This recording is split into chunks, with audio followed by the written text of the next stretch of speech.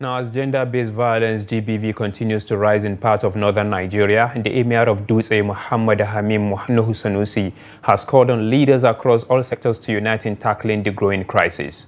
The Emir made this appeal while receiving a delegation from the Development Research and Project Center (dRPC) and the Center for Islamic Civilization and Interfaith Dialogue, Bayero University, at his palace in Dutse. The team's visit was part of the gender-based violence prevention project supported by the Ford Foundation. The report. Describing violence against women as both un-Islamic and morally reprehensible, the Emir stressed that Islam upholds the rights and dignity of women, children, and all vulnerable groups. He emphasized that protecting these rights is not only a legal responsibility, but also a religious duty. Women are the backbone of the society. They nurture and educate our children both morally and academically. If we neglect their importance, we endanger the very fabric of our society.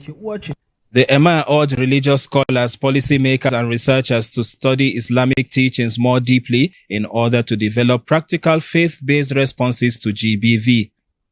He also called for intensified awareness campaigns, especially in rural communities where such violence is more prevalent. Earlier, the director of the Center for Islamic Civilization and Interfaith Dialogue, Professor Taufik Abubakar, noted that the Muslim Opinion Leaders GBV Prevention Project has already sensitized over 150 Friday imams, 100 Sharia court judges, and 60 female Islamic teachers across northern Nigeria. We actually look at a woman in Islam from the injection of the Islam as a fragile person, a person that has to be treated with extra care and with extra caution. That is why we find a lot of injunction in the Quran, وَعَاشِرُوهُنَّ بِالْمَعْرُوفِ, that treat them with fairness, with equity.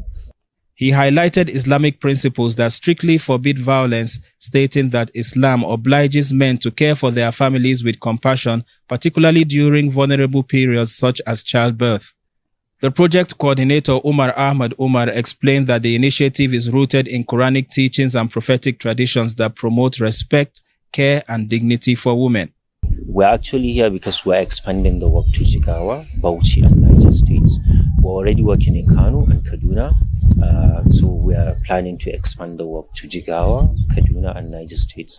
And we want His Highness' blessing and support in terms of the implementation of our activities.